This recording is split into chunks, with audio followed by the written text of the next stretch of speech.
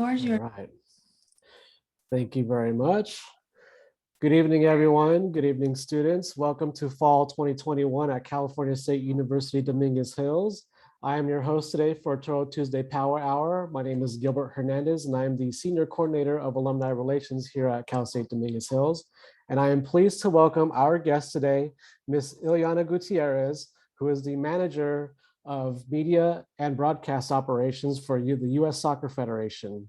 You may recognize her work from our previous CONCACAF championship that the U.S. men's soccer team won after defeating Mexico. But I'm sure she's had a lot more experiences than just that, actually. So she's here to share with us some of her experiences with the U.S. Soccer Federation, as well as her time here over at Dominguez Hills. So I'll go ahead and bring her in. Ms. Ilyanna Gutierrez, go ahead and introduce yourself. Hi, thank you, Gil. My name is Ilyanna Gutierrez. As Gil mentioned, I'm an alumni from California State University, Dominguez Hills, and I'm really excited to be with you all today and just talk a bit more about my experience and my time at CSUDH. So looking forward to have this opportunity to talk to everyone. Gil, whenever you're ready, if you want to. Yeah, thank you. Let me get that on right now. Okay, here's a little intro. Okay, I'll move over to the next slide for you. Go ahead and take it away. Thanks. Yeah, and like Gil mentioned, I currently oversee media and broadcast operations for the United States Soccer Federation, mainly working closely with our men's and women's national teams, our senior national teams. But I do want to talk a little bit more about my background and how I ended up getting to where I am today. So next slide, if you don't mind. A little bit about me. I'm originally from Palmdale, California, out in the Antelope Valley. Grew up in a soccer family. I've been a lifelong soccer fan. It's always been something that a passion of mine. And in the 2006 World Cup, when I was in high school, I remember watching broadcast coverage of the tournament of the World Cup and knowing that I wanted to work in that industry. I wanted to be behind the camera. I just didn't know exactly what I wanted to do. I had no idea what career opportunities there were in that area, but I knew it was what I wanted to do. So I went into college. I actually went to Cal State Dominguez Hills because at the time, Home Depot Center, now Dignity Health Sports Park. The reason I decided to attend school there was because the soccer campus was right next door. And I knew that my chances of getting an internship or working in that industry were a lot more higher because of the proximity to the campus. So and I also just loved the campus. As soon as I stepped foot on there, I just loved being in Carson. I, again, came from the Antelope Valley, so I really wanted to live in a big city. And yeah, so I graduated in class of 2012 with my BA in communications with an emphasis in PR and advertising. So a little bit about my undergrad experience. I will say I was very, very involved with student life when I was at Dominguez Hills. I lived in the dorms for 2 years. I worked at the Office of Student Life. I was in ASI, which is student government, for a few years. I was, whether that was a volunteer basis to holding a VP position, very involved with ASI. I was am a founding sister of Omega Phi Chi Multicultural Sorority, which we still have a row chapter there on campus. I had my own radio show with my co-host Melissa, who's still a really good friend of mine, on KDHR. And I also worked at DHTV as a student director, which kind of gave me some more insight and background on the TV, gets a little bit more introduction into what TV was like. So I definitely spent a lot of time on campus, having my job on campus, and living in the dorms. I would just walk over. And then with being on campus and just being extremely familiar with it, that's actually what helped me land my first internship. That's as in the soccer industry. David Gamboa, which some of you may know, I bumped into him, had a brief conversation in the local student union. And I just short conversation, probably less than 10 minutes. I mentioned what I was interested in doing. And from there, he introduced me to the HR manager over at Chivas USA, who was also a CSUDH alumni. And I kid you not, the next day I had an interview and I was starting an internship with Chivas USA days later. So it also was super convenient having, again, what was the Home Depot Center at the time right next door, because I would go to my classes, walk on over, come back, do some hours there. And then The great thing too about living in the city of LA is it's a huge international soccer city. So you get different kinds of matches all the time going on. So there was a lot of opportunities to be involved in that scope of work. So it was really, that was pretty much my introduction to the industry and just being able to get more experience. This is kind of like a brief outline of what my resume is, I would say. As I mentioned, I started off as a PR intern at Chivas USA. From there, well, at the same time, I was also working as a catering coordinator at the Holiday Inn Torrance, which I think it's pretty interesting how many skills I picked up at the hotel and what I can apply to what I do today. My main role, for the most part, is operations. So being able to work at the hotel, I picked up a ton of skills with catering, handling insurance, event orders, being able to manage a lot of those items and being able to carry that to what I do today. And also we actually had a few national teams, like the youth national teams that would stay at the hotel. So I would work with them and have a better understanding of what they needed when they were on the road, which was pretty cool. I would also say I volunteered a lot. I volunteered a ton. I think volunteering is a great way for you to get an idea of what opportunities are out there, what options are out there. Again, going into school, I knew I wanted to do work in this area. I didn't have a name for it. I didn't know what it was called. Eventually I found out it was communications and broadcast operations, but I didn't know that. And by volunteering, it opened my eyes to different opportunities and seeing how much goes into put on a soccer match. Everything is timed from the moment they water the grass to the moment the teams leave the locker room. There's just so much that goes on behind the scenes that I wasn't aware of. And again, volunteering was something that opened up my eyes to that. Also with volunteering, I found it was really great for me to offer my skills in areas that I wasn't that great at and I wanted to improve. For example, I was really interested in graphic design. I wasn't by no means an expert in graphic design. I just knew the basics, but I would volunteer with nonprofits and just offer my services. I wasn't getting paid, but at the end of the day, I was getting the experience and learning how to build books. I designed my own book cover somehow by volunteering. So that was I really am a huge advocate for volunteering. I think it's a great way to just be exposed to different areas and learn different things. From there, I was a media operations consultant. I joined the Copa America team by assisting the media accreditation officer and just reviewing, as you can imagine, for an international tournament, thousands and thousands of media credential applications. So that was a great opportunity to just review and vet applications and get a better understanding of what the scope of media outlets that were interested in covering these tournaments. And that eventually led me to being a coordinator at US Soccer. So US Soccer is based in Chicago. In 2016, I made the move from Long Beach over to Chicago in January. So it was very cold. And I started my role there as a media services coordinator. That was pretty much servicing media, which I'll go into detail about what that entails in a few more slides. And then eventually now where I'm in today, I oversee media and broadcast operations for the Federation. And then this past summer, CONCACAF, they will pull individuals that work in professional teams, and they pulled me in and asked me to be the media officer for Group A. So I was based in Dallas and Phoenix for the matches there, which was a really, really great experience and opportunity. So that's kind of my path of how I got to where I am. And yeah. So I just want to dive in a little bit into what I do. I think it's really interesting. Again, this is a field and career field I didn't know really existed. So now that I'm in it and I love it, I will say this is 1000% my dream job. So now that I experience it, I love talking about it. So what I do, again, my title is Media and Broadcast Operations Manager. I would say my position is broken down into three parts: media services, media operations, and broadcast operations. And I will go into detail on the next one. Slide, please. Thanks. Is there text too?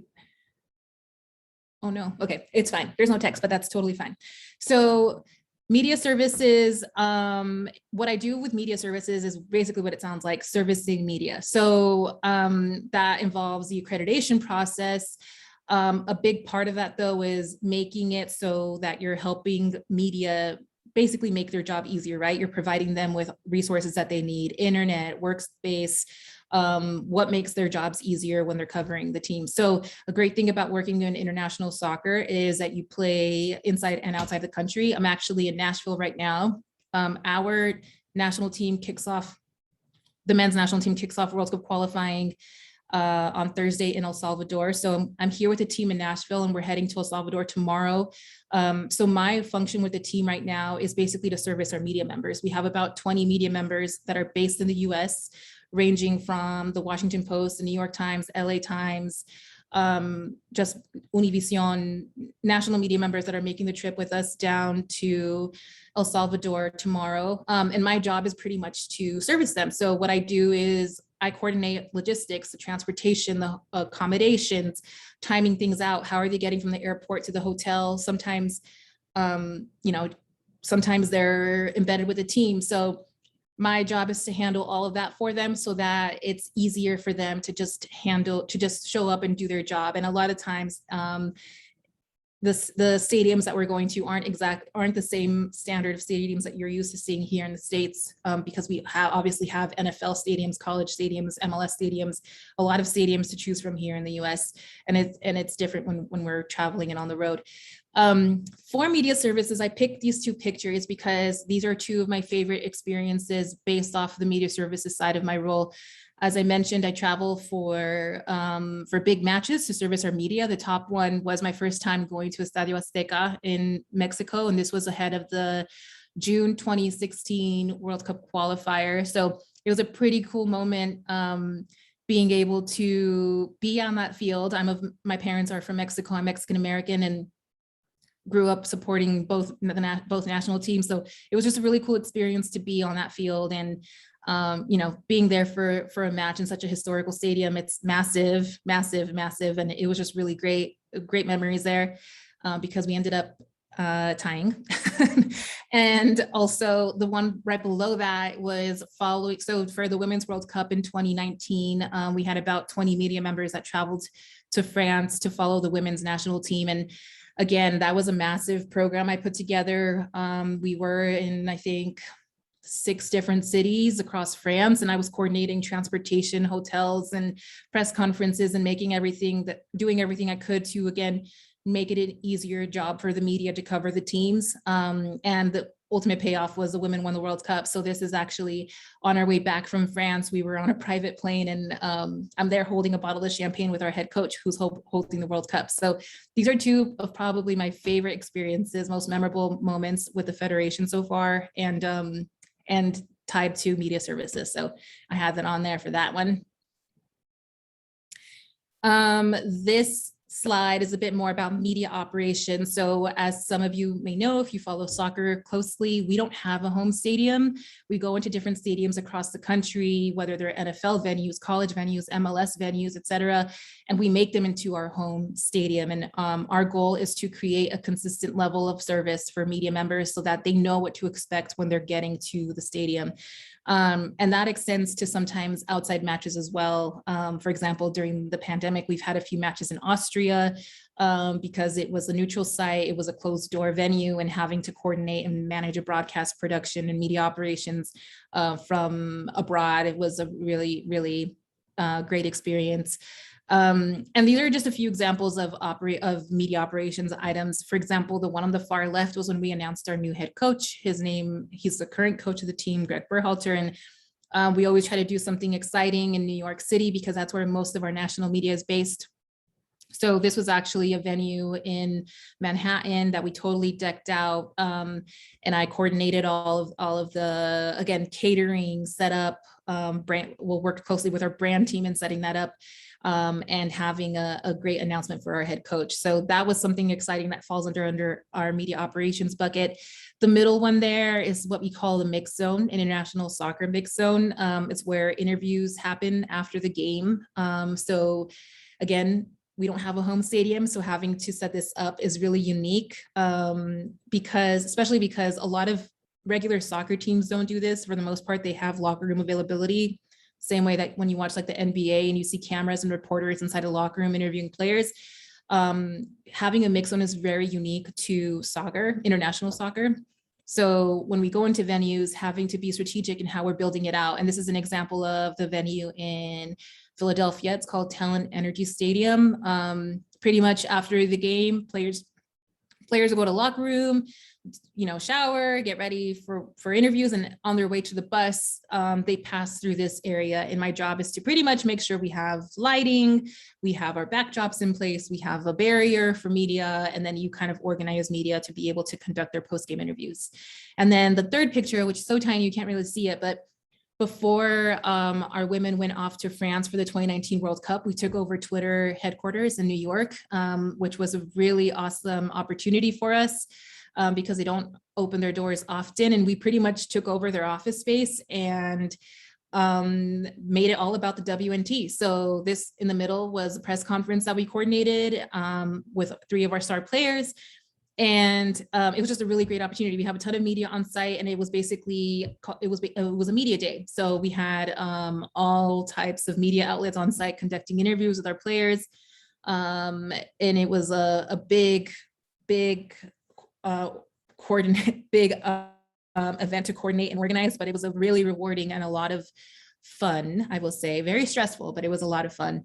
That was right before the women left to France for the World Cup.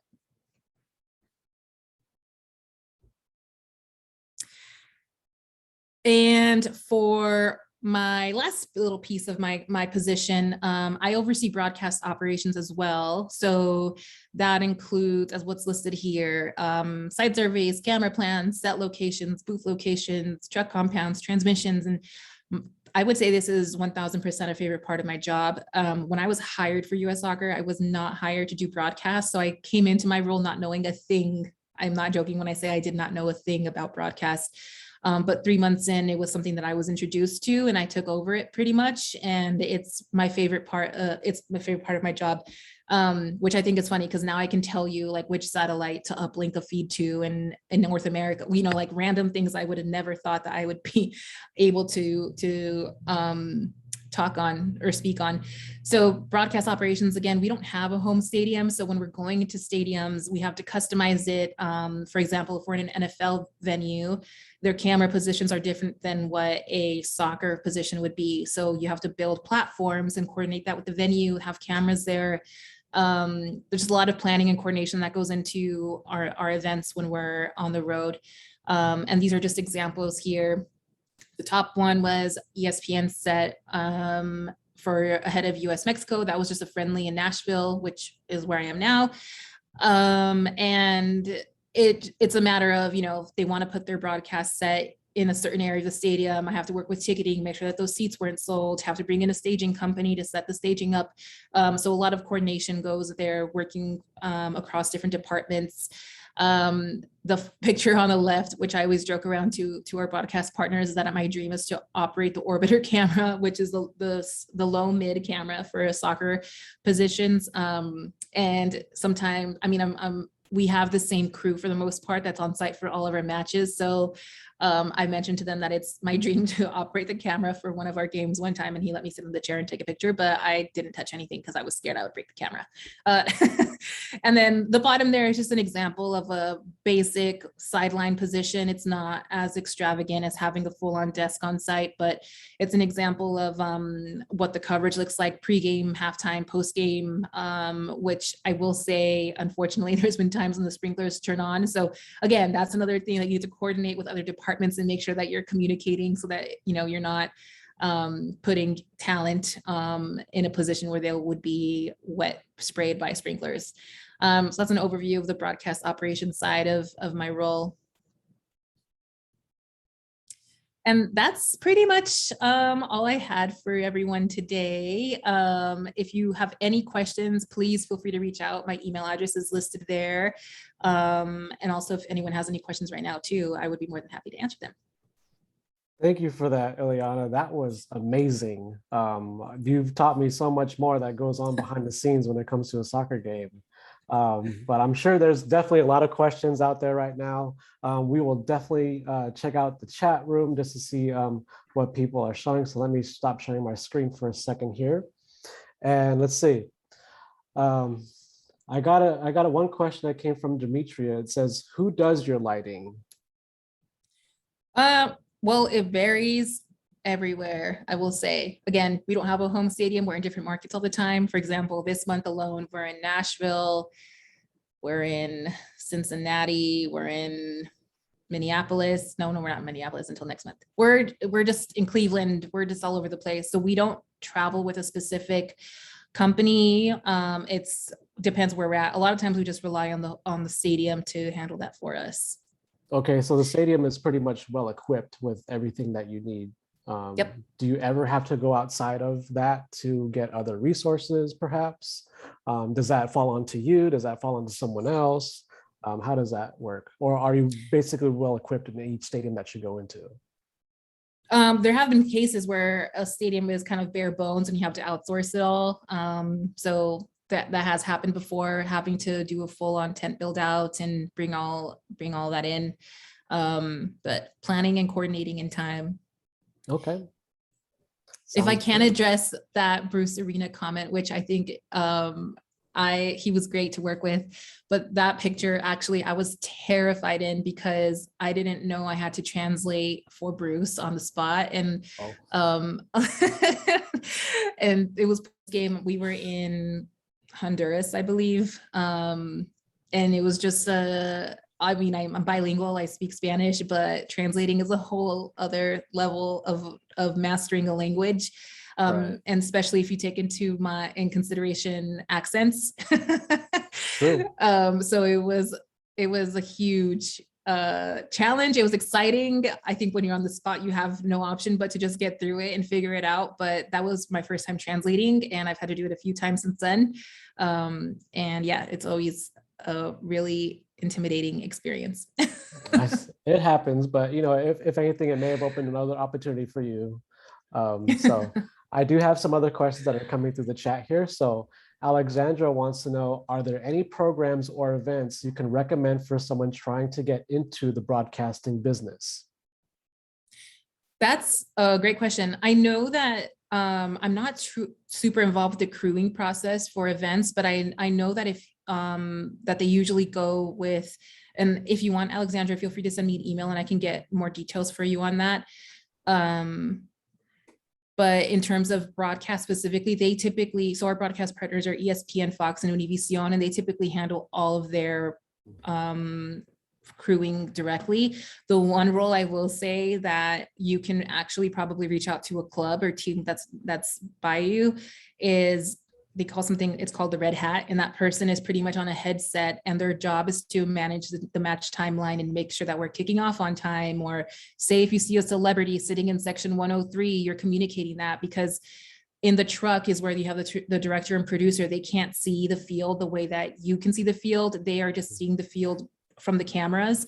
So that would be a great way to kind of just hear what goes on in the truck. You can hear it on a headset. It's called red hat. So if that was something that you'd be interested in and that you would want to see, I think that's something that you could probably ask about and see if they would be interested in it. But definitely requires you to be on top of the timeline, very observant, communicating any fouls, communicating any cards, substitutions and all that stuff, but also being observant of what you see in the stadium, so that the cameras, they can tell their camera, pan the camera to section 103, zoom in to so-and-so celebrity or whatever that may be. Interesting. I would have taken that if I knew about that. Also, I can spot people from a mile away. Okay, so Demetrius has another question. He says, do you use union stagehands? I'm not sure if I've ever heard of that, but maybe you know.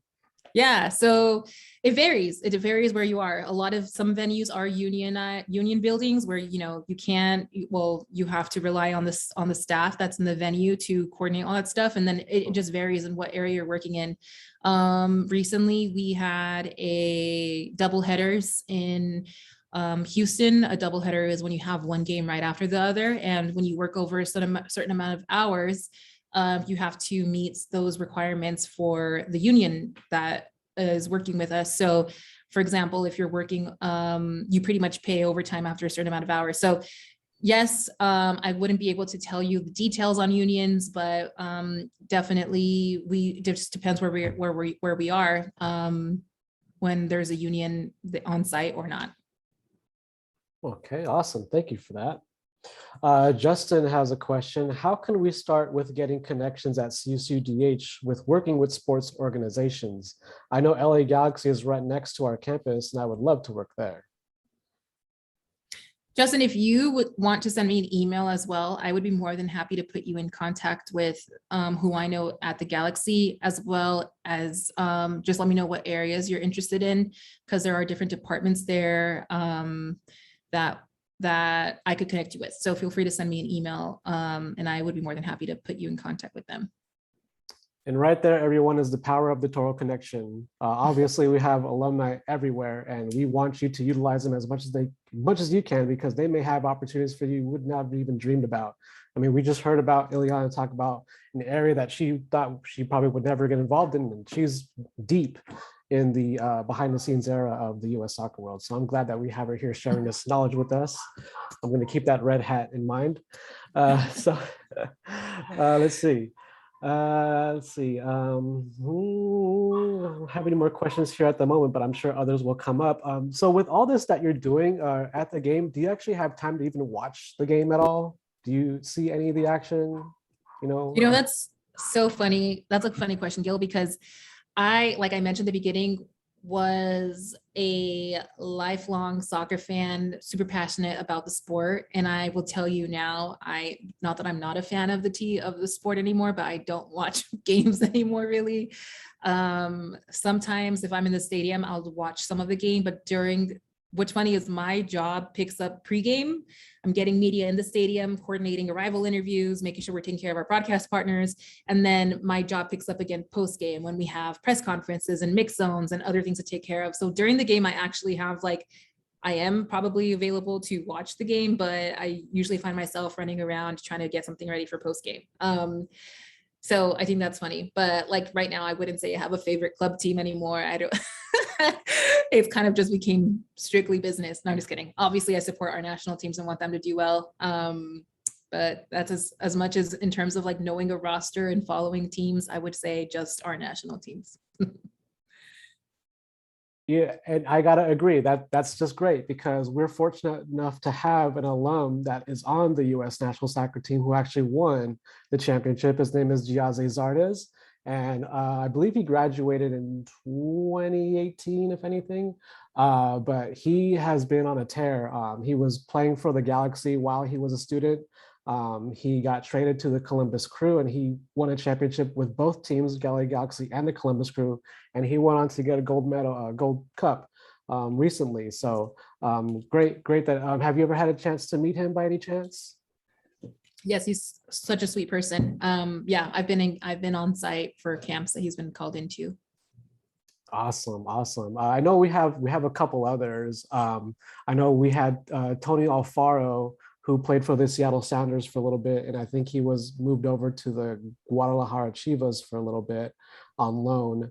And then we have another soccer player, Kay Kamara, who has holds a lot of records actually in the sport.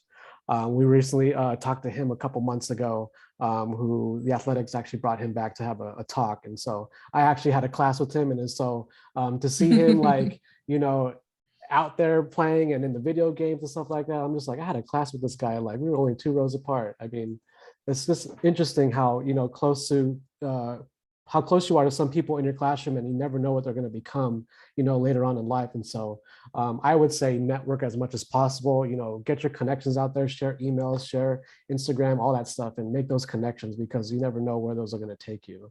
Yeah, definitely. So Justin just said that Sebastian Ledget is my favorite player for the US. Legit, yeah. He's here with us now in Nashville. Oh, okay, awesome. So off the camera, or maybe off the games, are you in contact with any of the players?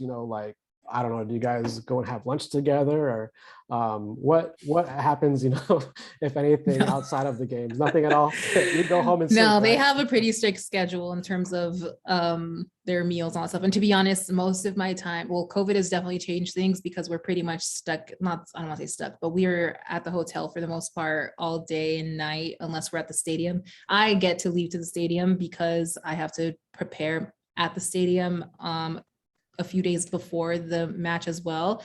But for the most part, I'm there to coordinate and make sure that when they're doing interviews, they're showing up and everything is set up for them. So strictly working capacity relationship.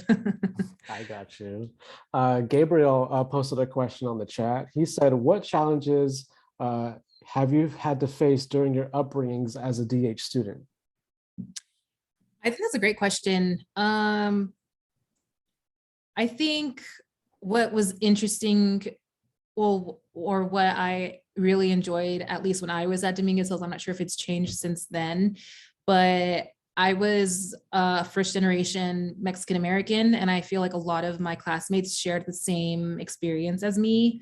So, going to college, I wasn't able to just focus on school. I also had to work and being able to, and I used to work at JCPenney and Vans at the Del Amo Mall. So like having two jobs and going to school and then somehow still not having money and then having to like call my dad and beg for money. I know that's that was kind of, but I feel like that was kind of like a similar challenge that I experienced along with my colleagues. And I will say, I mean, I am so proud to be an alumni of CSUDH, and there have been not many times, but there have been times where I've been in boardrooms or meetings where, people talk about their alma maters and they went to Princeton and Notre Dame and all these things. And again, I am so proud to say I'm from Dominguez Hills because I'm sitting at the same table as them. And I think our university prepared me for the experiences that I live in today and to where I am. Leaving LA and moving to Chicago was a huge culture shock for me because it's not as diverse in the Midwest, or at least where I've been living. And again, that was a challenge of, putting yourself out of your comfort zone and trying to make the most of the situation, which I would say, even though I grew up in LA County at the AV, I moved to Dominguez when I was 17. So I was outside of my comfort zone as well there, but definitely a lot of my experiences being independent and just figuring out life was what has really made me who I am today. This sounds so weird, but I do feel like I didn't really grow up or become an adult until I was in college. And you kind of didn't have an option. You just had to figure things out. So yeah, that was pretty much all of us right there. We all had something, we hit our highs and our lows over there. So it's kind of what makes us, just like Gabriel says. If you have a chance, you have Jessica, who's asked if you can post your LinkedIn so people can follow you there as well, if possible. One question I had for you was there anything that you wish that you've done different while you were on campus? I know you're in this amazing job that you love 1000%, but looking back, is there anything that you wish you'd done different? I think there's two things. I wish I would have studied abroad. I didn't do that. And for some reason, I was like so committed to finishing in 4 years when I could have just added a year and studied abroad or something like that. In my head, that's what I think I could have done, how easy it would have been. But that's one thing I really wish I would have done. And then the other thing is, I really wish I would have minored in Spanish, because being bilingual is such an important skill. And again, living in LA County, it may feel like everyone speaks two languages, but living in Chicago, again, or working at certain places I've worked at, sometimes you're expected to do more work than your coworker because you're capable of speaking two languages. And it's not always fair, but you also do learn a lot about the business, or you become that, the go-to person that people can rely on. But being bilingual and also being able to master that language in a professional setting, I think is super, super, super valuable. So I honestly think I'm probably going to pick up some Spanish courses just to strengthen my Spanish speaking abilities. Also, I don't speak it in Chicago as much, so that probably is hurting my ability to speak Spanish. Well, give David a call once in a while. He'll speak some Spanish to you, and we'll get you right up to speed again. So Justin has a question for you. He asks, does majoring in communications help your chances of working for a sports organization? Because I'm majoring in sports business and entertainment right now. I think it comes down to, again, internships, networking, and getting to know people, volunteering. Honestly, I feel like my major, although I did learn a lot, I will say that my experiences in a way are what got me to where I am today, by volunteering, interning, just being networking. Those are the things that, of course, my degree helps. I don't want to say degrees don't matter. My degree helped me so much as well, but there's also a level of work you have to do outside of just earning a degree to make you that step above your competition. I think the sports industry alone is a very competitive industry, and I don't say that to like intimidate people to not pursue it. It's very, very competitive, and it's a small circle, but just knowing the right people, they're more than happy to, give you, help you up and help you get to that next step. One thing I've noticed is the lack of diversity in leadership in sporting organizations. It's not very diverse. And personally myself, I don't strive to be, and maybe that my goals will change, but at the moment, I don't strive to be in a director or chief level position. What I want to do is make opportunities for more people that look like me or have similar experiences as me and help them get into the door so that they can be the ones that are next. They're the next generation. They're the ones that are in those senior positions.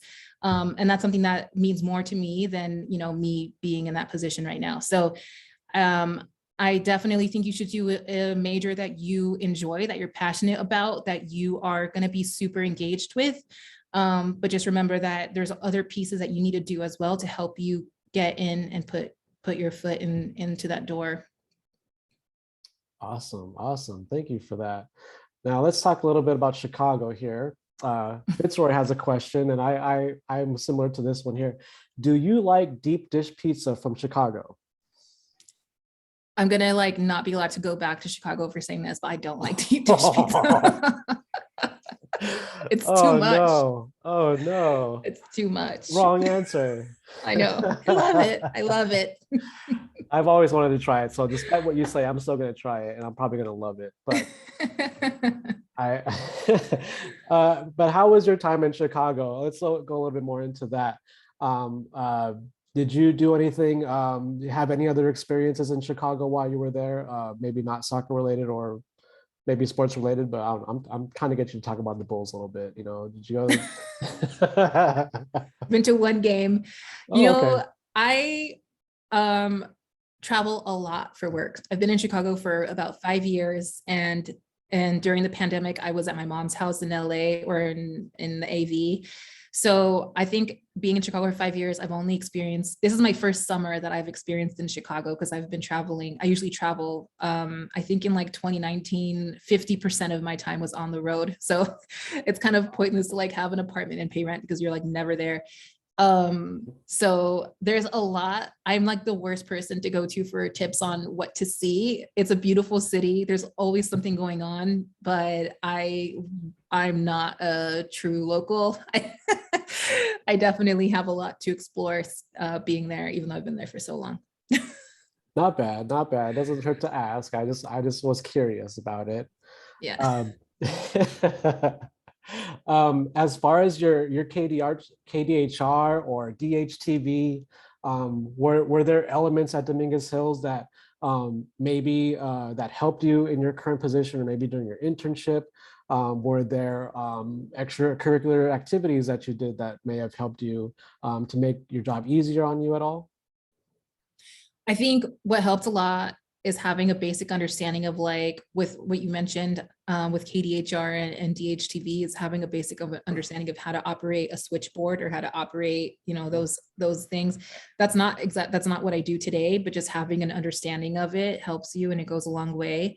So that's something that has helped, but a lot of like extracurricular opportunity or groups that I was in have been a huge part of networking and getting to know people in the industry. And that in one of the pictures in my presentation where I was on the field, the other two people are actually CSU alumni as well. One person went to Fullerton, one person went to Long Beach. And I think it's really cool when I come across people who have, have had similar experiences. One of my colleagues who used to work at FIFA, who lived in Switzerland, just joined us at US Soccer. She's an alumni from the CSU system as well, which I think is awesome. So definitely meeting more people that are in the CSU system or just knowing people by being involved with clubs. In my sorority, you meet people in other schools, and that really helps with knowing people. That's true. And, like I said earlier, the power of the Toro Connection is extreme around here. And I'm not sure if you know, but the alumni office has just launched our Toro Connect mentoring program. It is an online mentoring platform that we are utilizing to connect students with current alum. And so our hope is that our students will be able to find alumni in that platform who have similar degrees, similar career aspirations, similar hobbies that will help them find resources available to them to ask questions similar to what we're asking you, to kind of help them be prepared for getting into the career that they want to get into. So we can provide a link to our chat box for that right now, because it is out there right now. And Ilyanna, we'd love you to join, and anyone else is here, we would love you to set up an account there, see if there's someone out there who can mentor you. It's student to alumni and alumni to alumni mentoring. So definitely would like to have people on there, and love to help our students, get to where they want to be. Another question we have for you is, what advice would you give to students who want to focus on the sports industry that are maybe not inside a stadium, but perhaps through like websites or through podcasts or an organization?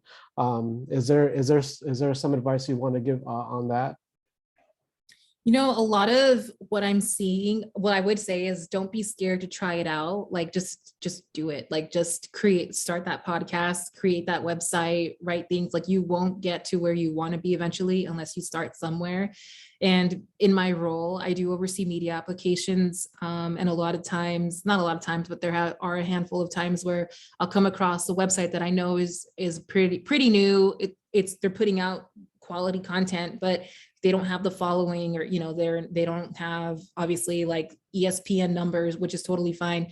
So I think you should definitely not be scared to try things if that's the area you're looking to go in. Also, if you have a portfolio, that gives you an opportunity to be brought on by another organization to do coverage for them, if that's something that you're interested in. And also don't be scared to reach out to people, even if you don't know them. LinkedIn is a great tool to just say hello and ask someone if they have a few minutes to chat, and they can give you a lot of insights. Everyone's journey is different.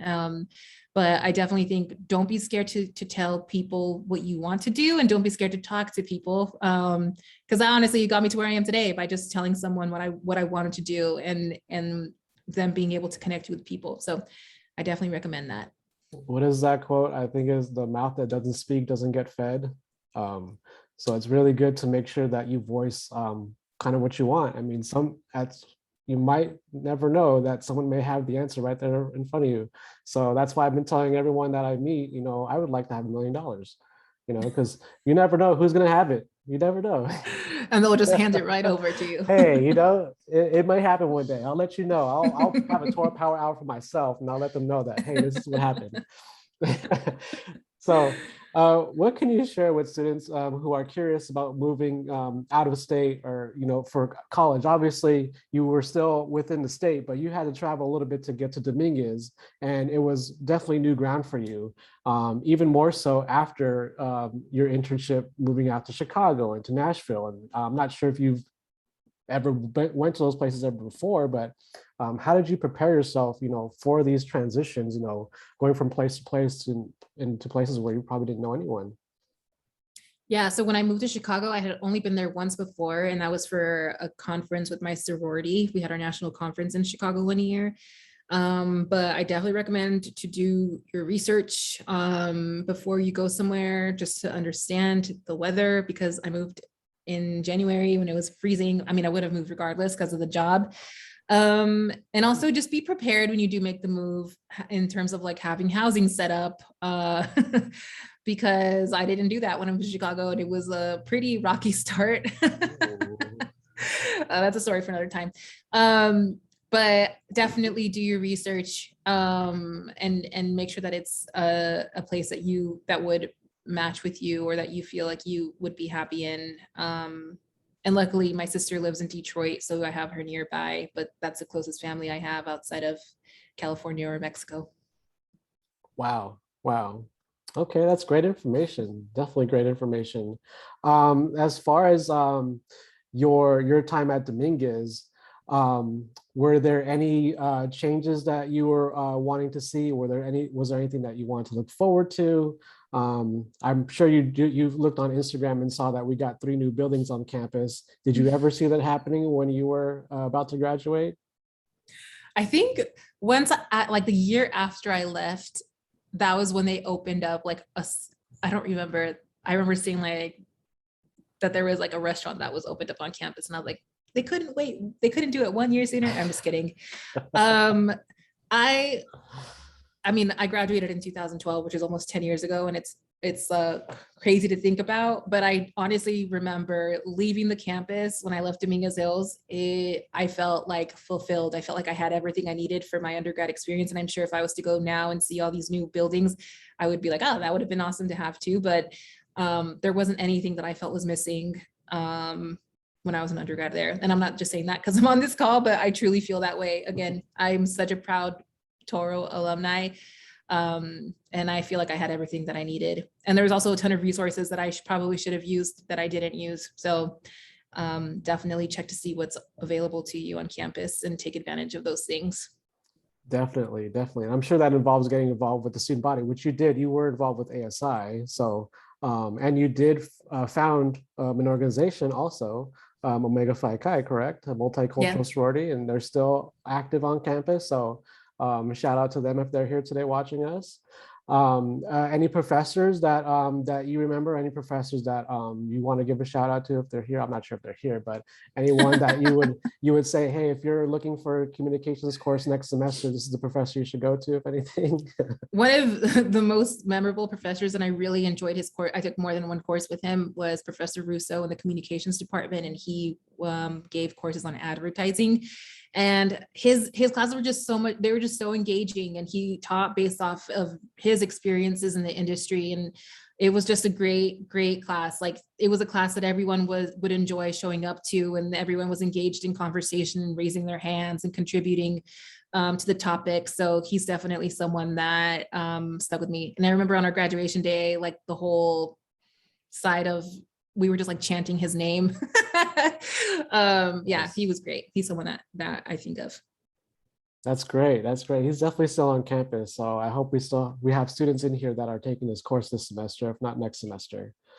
Just to remind you all, we have about a little over 10 minutes left in our chat here. So if you have any further questions for her you'd like to ask, go ahead and put them in the chat box before we close out today.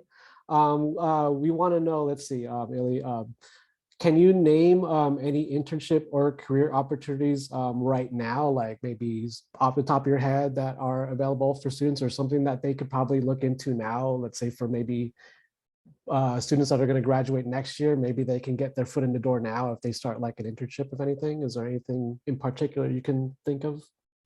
Well, if you're interested in the sports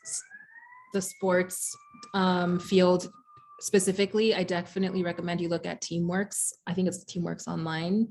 And you can narrow it and filter it down from region, type of sport, type of career you're looking for. And there's a lot of different opportunities from internship level to C-level on there. That's a great one. A lot of places where I picked up volunteer opportunities, I think it was called Volunteer Match. .org, but that's where I found a lot of volunteer opportunities and was able to find opportunities that aligned with what goals I had for myself that would give me more experience in the areas I was looking to improve on. Those are two of my things that I would recommend. And also, if there's like a specific company that you want to work for, just go to their website and see what they have, or go on LinkedIn and see who works there and see if you have any connections and who you can connect with somehow. I think that's always a great way to make a connection with a job that you have interest in or field. That's good to know, because I'm not sure every single company that has an opening posts to places like LinkedIn or Monster. I believe a lot of them are have them posted just on their website. So you probably have to go straight to their website to see if they have career opportunities available, if anything. Before we end our program, I just want to make sure that once again, that if there are any further questions, go ahead and put them in the chat. Otherwise, we have her email we posted here earlier. We have her LinkedIn that we posted as well. And once again, yes, this chat will be available online on our alumni website for you to watch after. So if you missed it or had to go to a class, it will be available for you. Illy, do you have any last words of wisdom maybe, or words of encouragement for those students that are experiencing maybe Zoom fatigue right now? I know a lot of students weren't able to probably have the same experience that you had, and I'm hoping that they'll be able to have that before they graduate. But is there anything you want to share for our students, to keep on pressing on, if anything? Yeah, I know this will sound so cheesy, but like, if you have a dream, like a goal, just go for it. Don't let anything hold you back. Don't let any doubts, get in your mind. You have to just go for it. Because again, I would have never thought that, I guess I would have thought, or I always visioned myself being where I am today. And that's how I ended up getting to where I am. But sometimes when I think out loud and say out loud where I've gotten, I have to pinch myself, because I forget sometimes where I am today. But I think that's a big one, is make goals for yourself and don't be scared to pursue them. Because if not you, then who? And one example is, I remember as an intern, there was a position that opened up that was based in New York, and my boss at the time told me I should apply for it. And I was already, in my head about it, telling myself I wasn't going to get it. I wasn't going to get it. And the person who did end up getting that role, I ended up becoming really good friends with down the road somehow. And we had the identical background. Like, she got that role with the same exact experience that I had, but she didn't tell herself not to do it. So that was a moment for me that kind of opened my eyes, where I was like, why did I shut myself down? I should have totally gone for it. And ever since then I have. So that's one thing, is don't be scared to go for it. And if you have any questions, again, my LinkedIn and my email is in the chat box here. So feel free to reach out. Thank you very much for that, Ilyanna. That's impressive. Thank you very much for offering that to us. And students also know that, in addition to Ilyanna, we're also here to help, with your any schoolwork you have, or any angst you have about your current career goals, if anything, or whatever is happening in school right now. We're always here to help. Staff here on campus are always offering services available to you, and we want to enhance that as much as we can. And so that's why we want to be able to provide access to our alumni, to our students, to our mentoring platform, Toro Connect. So like I said before, if you have any further questions for us, please reach out to us. We have our website available to you. The csudh.edu/alumni is where you can find all of our information, as well as this webinar that we presented to you, including our previous webinars. And so, Ilyanna, I thank you very much for joining us today and being a very motivating speaker for us. I have one message for you in the chat box from Andrea Alvarez. She said, "Hi, Illy, super proud of you and all the work that you do." Andrea. Thank you. Wendy Mendoza said, "Very motivating and inspiring to hear about your story," and she thanks you as well. So always great to have our Toro connections over here and build Toro pride with our great alumni that have been here on campus and have done so much and are still doing everything that they're doing in the career world. So you're just a shining example of the mission of the university. And I hope that, next time we talk to you that, a lot of things have changed and you're in an even bigger role. Do you see yourself stepping in front of the camera at any point? No, just to place a backdrop. But Gil, thank you so much for having me, and Felicia, David, and Jasmina. I really appreciate you all welcoming me today and giving me the opportunity to talk to my fellow Toros. This was really great. I really had a fun time, and I'm really excited I got the opportunity to do this. So thank you. Thank you very much also. We look forward to your support later down the line. Thank you all for joining us today. This has been Toro Tuesday Power Hour, and I'm your host, Gilbert Hernandez, the Senior Coordinator of Alumni Relations, and you all have a Toro good night. Thank you. All right. Bye-bye.